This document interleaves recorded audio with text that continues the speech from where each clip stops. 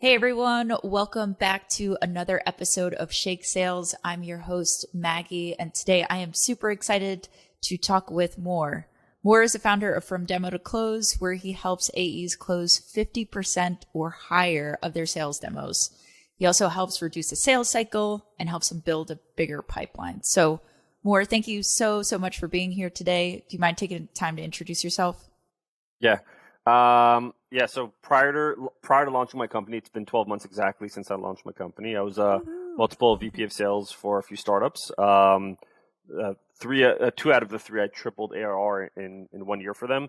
Majority of the revenue that these companies created or closed came from the demos that the reps gave. Not necessarily one call close, but you had to give a demo in order to create an opportunity and follow up and close. And the worst person on the team closed 50% of every sales demo they gave. And so I launched the business FDTC, From Demo to Close, last year, teaching reps how to get better at give jaw-dropping demos where they don't have to use like high-pressure sales tactics to close the prospect, but use discovery and research to properly lead the prospect to a close. And so I work with individual reps, and then I also work with companies who roll out sales coaching for their team, like Mailshake. Yeah. Awesome. Such an impressive background, Mor. And yeah, Mor has had the chance to coach our team. We've been really lucky. And every time that I got into one of his sessions, I always felt like he nerded out on discovery, which is my favorite part of sales. And I'd argue probably more that it's also your favorite part of sales too. Yeah. And that's what we're going to be talking about today. So to kind of get into the first couple of questions here, one thing I love that you've mentioned a few times on your LinkedIn posts or on podcasts that AE should take advice from therapists in their discovery. So can you just elaborate a little bit more on that? Yeah. So I've never been to a therapist, but I know people that went to therapists and watch shows and movies about therapy, and they go to therapists. And most of the time the therapist is really just asking sort of like this like open-ended question, like, how does that make you feel? And then they listen, and then based on the response that they get, they don't go to their next other question. They really stick on that question and go a layer deeper. So how does it make you feel? Oh, it makes me feel horrible. Well, when you say horrible, how do you mean? Like, therapists do this, and they're very patient. They don't judge. And so that plays really well in discovery. Play a therapist by asking a question, shutting your mouth, listening, seeing if you can dig a layer deeper into the answer that the prospect gave. If not, move on to your next question, and then take a lot of notes, which therapists do. They take a ton of notes, and then after they're done with all their questioning, they essentially guide you into how to approach life. In this case, it would be sales. Totally. Yeah, like a decision from there. And I think one thing that AEs can take advice from therapists, and from someone who's been to therapy before, but you had the right idea. Everything that you just said resonated. But one thing that they should really take advice from is, I think, showing up to a situation where you may have heard someone's problem before, but really acting like you haven't, and not saying you're pretending like that problem, you never like understood it before. Like therapists get, people that come in there because they have addiction problems or relationship problems or things like that. And they've probably heard people talk about those things before, but it's best to kind of walk into that situation to make sure, hey, like, let's pretend like this is the first time that someone's actually uncovering it, because it probably is. But would you agree that's true too? Yeah, I think so. And I, when I coach AEs, a lot of times I tell them to ask a particular question, and they're like, yeah, but like I've done this 1,000 times. And like, I'm like, yeah, but the prospect doesn't know this. Like it's not your first rodeo. So for you, it's obvious, but sometimes a lot of times it's not obvious to the prospect. And when you're asking a question, even though you know the answer to it, it's more important for the prospect to sort of verbalize it and communicate it out loud. And that could be a discovery question. That could be, it comes down to discovery, right? So asking a prospect a discovery question that it's like, why would I ask it if it's an obvious answer? It's like, no, it's on purpose. It's for the prospect, not for you. Totally. Yeah, absolutely. I think it also gives reps like confidence. I think if you think about it in that way, like, hey, this is the first time someone's actually realizing this problem. You know so much about it, but still ask those questions to hear them say it, to get them to have it, to say it out loud, but you've been through this process before. So I think it just, for me, when I first was realizing that, it just gave me confidence to ask those questions, and, listen to what they might say. But we talked about, how this relates to therapy, discovery in general, and then also, and that's part of like asking questions, being patient, listening for responses, digging deeper. But I know you teach a lot on tone. So I know a couple ways that you define tone is voice sentiment, pace of speech, also your pitch. So how does tone play in a part of, making a good discovery? Yeah, I mean, it takes me back to when I was in high school and we had this SAT teacher, math teacher, who was the principal. He was also the SAT teacher, and he was very, very monotone. And I would remember me and the entire class would just fall asleep. It was boring because there was no contrast in his voice. And so it's like listening also to just a static white noise, like shh. There's no contrast. So there's no rhythm. You can't connect to it. It's not catchy. And so that's tone also. And tone with the way people speak also is catchy. If someone is monotone, you're more likely to just stay in the constant state of mind, like, oh, okay. But if they start fluctuating their voice, it almost takes you on a ride, like a song, right? A song takes you on a ride. And so, tactically speaking, what do I mean by this? If you want to sound more curious on a sales call or more interested in the prospect, then one of the things that you should do is you should have a curious tone of voice. So we'll do an exercise that I have in one of my courses, but let's just say you want to ask a prospect, hey, Maggie, I'm curious. What's the reason you're looking into a solution like ours? Let's just say that's the sentence. I'm curious, what's the reason you're looking into a solution like ours? Now, there's two ways you can ask that question. One, without tone of voice, that makes it sound like you're actually not curious, or one with the right tone of voice that makes it sound like you're curious. So we'll do the non-curious or the non-curious monotone tonality. Maggie, curious, what's the reason you're looking into a solution like ours?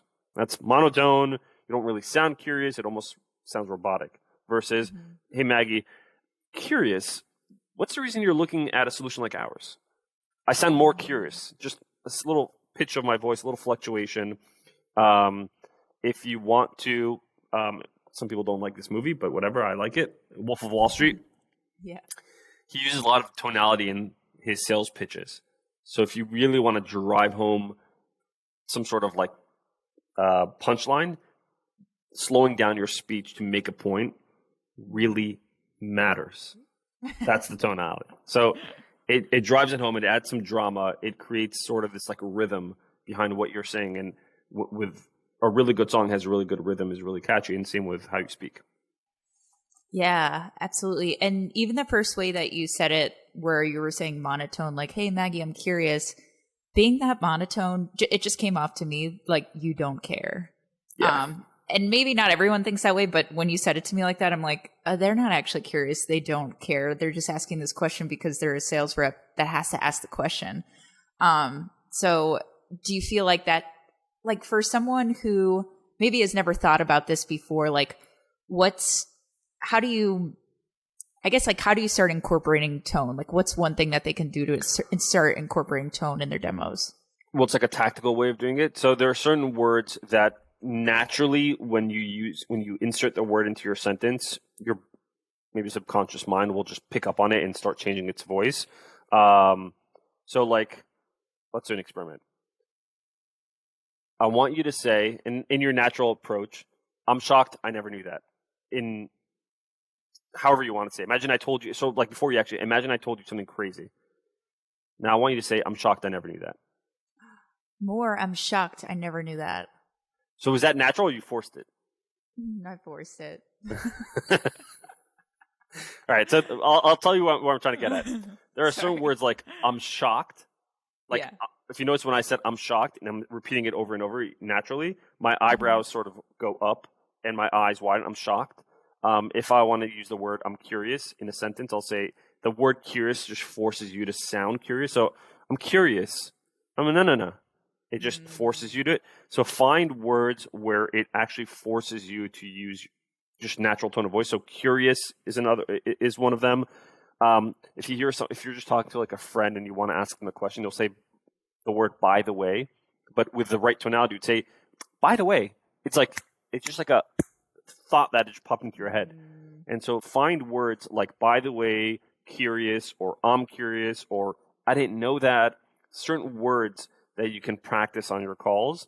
Curious would be a great one, and by the way would be a great one, because that's a great way to have natural, curious discovery questions. Another thing you can tactically do is take a talk track from your call that you're like, hey, I sounded sort of monotone here, and I don't know how to take that talk track and make it sound interesting.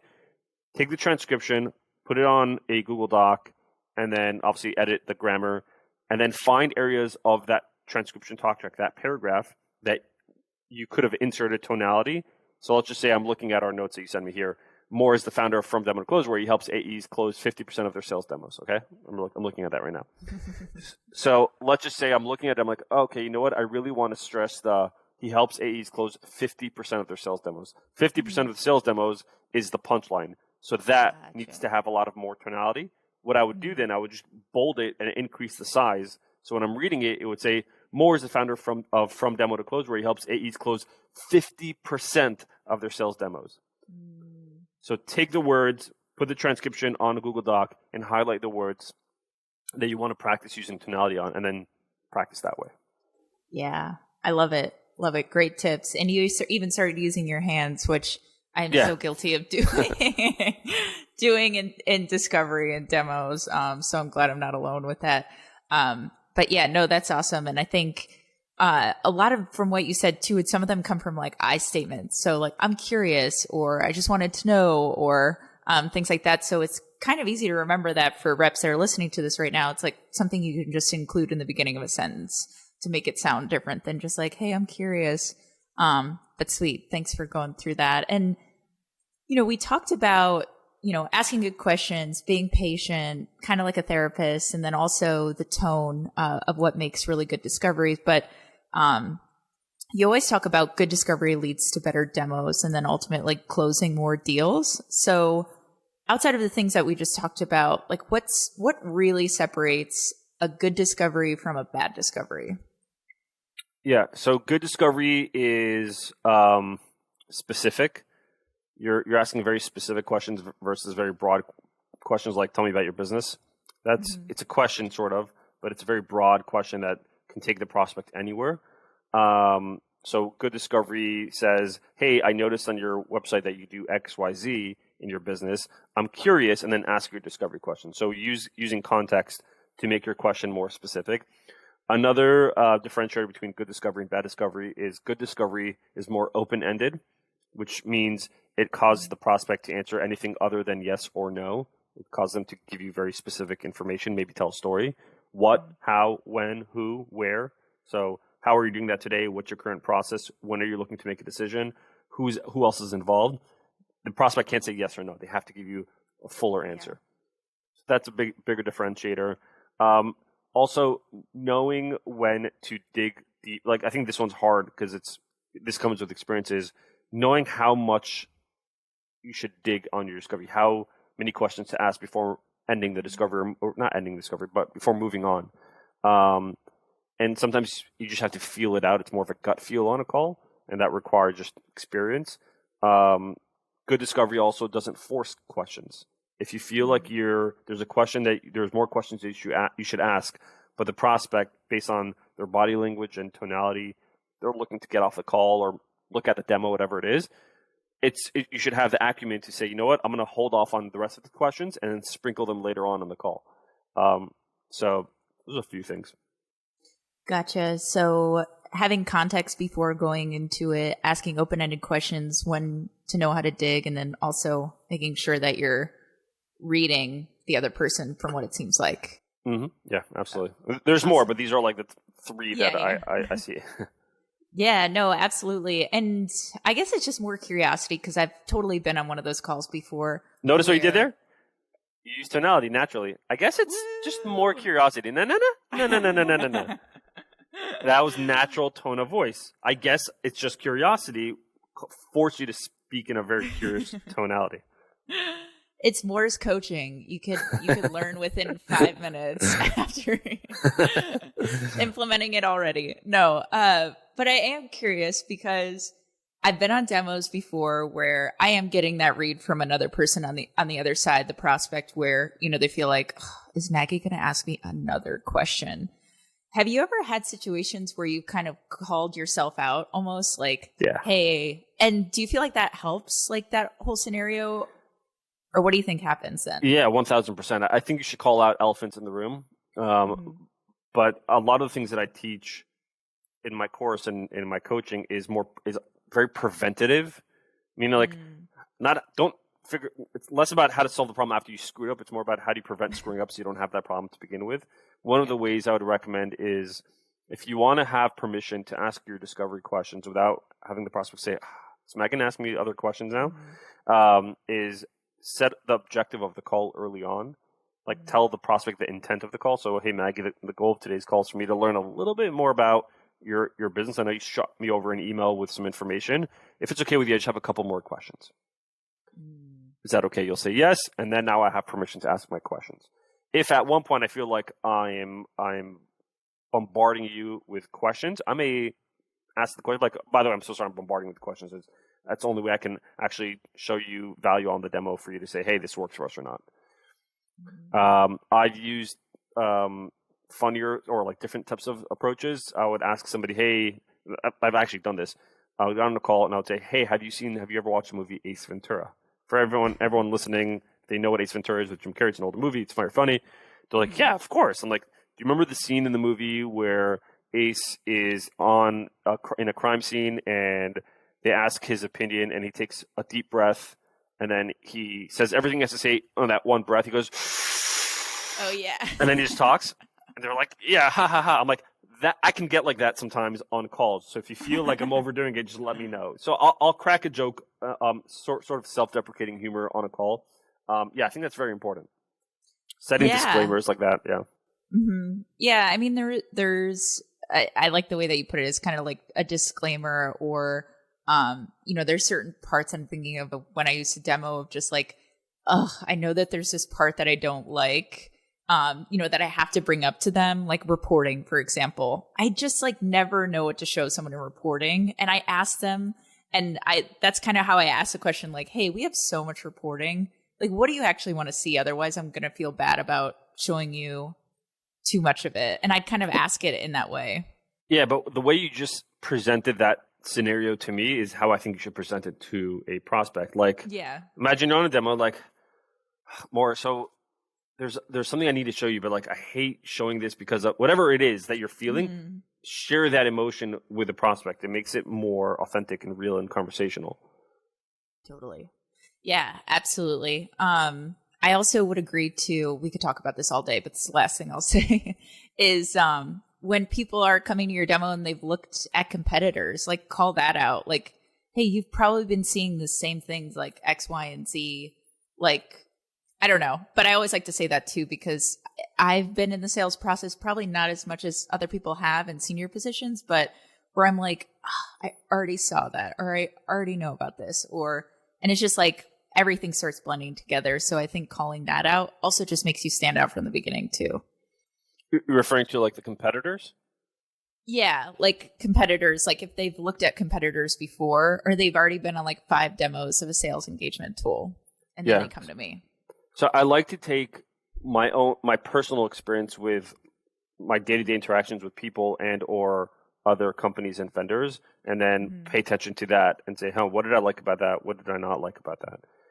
For example, in the last 2 weeks, I booked a few calls with some like marketing agencies, and they're all sort of similar, but they all had like their unique offering. And I did 3 or 4 calls. And the week ended, and I looked at my wife and I said to her, wow, I'm just so overwhelmed. There are like all these companies that they all look good, sound good, but I'm not sure which one's the right fit. And I don't know how like they compare to each other. Like I know what each one costs and what they do, but like I don't tactically know how that can benefit me in my use case. And none of those companies actually brought up the competition. And I would have liked them to, because I would have liked them to educate me about, hey, Mor, besides us, who else are you evaluating? The only reason why I ask is I know you're probably going to sit on a bunch of calls, and one of the most annoying things possible out there is to go through a bunch of demos. They all look good and not know which product to pick. And so I'll make this easy for you, even if it were not a fit for you. I would be like, holy shit, yes, fine. Here's what I'm looking at. Here's what I like about them. Educate me. Tell me. I'm interested in making the right decision. Because especially if you're in SaaS, which most of your listeners are, SaaS is a really interesting industry because if the company doesn't perform, if they don't match their expectations or meet their expectations based on what the salesperson pitched on the demo, then that customer cancels their account. Yeah. They churn, and then if they really had a shitty experience, they leave a bad review. And that's it. They've blacklisted you. Yeah. So SaaS is an interesting industry because it's in your best interest to give the prospect the best experience possible. Otherwise, they cancel. And so, I don't know where I was going with this. My brain went completely dark right now. No, but I think just bringing up and calling that out of like, I think it's like just letting, recognizing the elephant in the room. It's like, yeah, there are all these competitors. We know people that are, are in SaaS for the same types of things. And at the end of the day, like, I would rather be on a demo with someone that calls that out instead of just pretending like it's almost not there either. Yeah, and I think for some buyers, they don't like telling the salesperson who they're evaluating as if the salesperson's going to ambush them later on. But that's why I think if that's the case, then it's important to justify your question to the prospect, give them a reason as to why you're asking. Then that makes the prospect feel like they're not going to get ambushed. And the only reason why I'm asking, you can do that after the question, or you can do that before the question. Like, hey, Mag, I know you're evaluating a bunch of companies. After this, you're probably going to have a bunch of demos, and you're going to have to present it. It's probably really annoying. So to make it easier for you, I want to compare and contrast for you what we do good versus what the competitor does good. Besides us, who else are you evaluating? You're more likely to give me that information because I have given you a very good reason to tell me. Yeah, absolutely. Breaking down that barrier and just, kind of like explaining why you're asking, and, calling that out right from the beginning there too. Cool. I know we could talk about that all day and discovery, but we do have time for one more question. So for sales leaders specifically listening in right now, what's one piece of advice you'd give them when it comes to coaching their team? One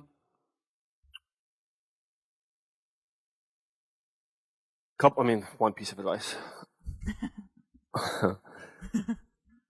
Role play a lot. There's a difference between listening. Well, I'll give you two pieces of advice because I think these two are really important. When you are coaching your salespeople, instead of telling them what they did wrong or what they could improve on and what they did well, ask them to self-assess before you even say anything.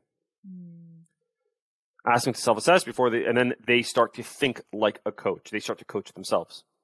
And so they've built this sort of muscle, this coaching muscle on their own. So that's number one. Number two is I'll give you three tips. So that's number one. Number two is implement role playing, and they don't have to role play with you. They can find a role playing partner and do this on a daily. Because I coach reps and they get it on the coaching call, and then I listen to their call the following week and they completely missed it. Why? Just because they didn't reinforce the muscle. Yeah, exactly. They didn't practice.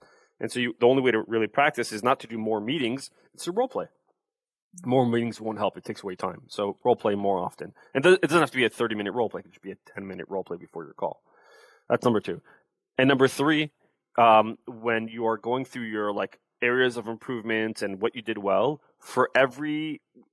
it's very common for sales leaders to spend a lot of time on area of improvement, like what they didn't do well. But when you're talking about the salesperson's thing on the call that they did well, like the pros, make sure to hype it up. Don't be like, oh yeah, spend 2 hours on areas of improvement. Like, oh yeah, and you sounded really good the way you asked that question. Anyways, spend a lot, hype it up. Like, I love the way you asked that question. It was genius. Really hype them up, because a lot of times sales comes down to obviously skill set, but it's also confidence. If the rep doesn't feel confident or they have a bad day, nothing's going their way, it just has this compounding effect, and then it affects everything around them. If they feel very confident and they left that meeting really happy and excited, they're going to get on a call really happy and excited. It's going to be contagious, and positivity just leads to more positivity, and they close deals, and it's a compounding effect. So make sure. So those are 3 tips: role play,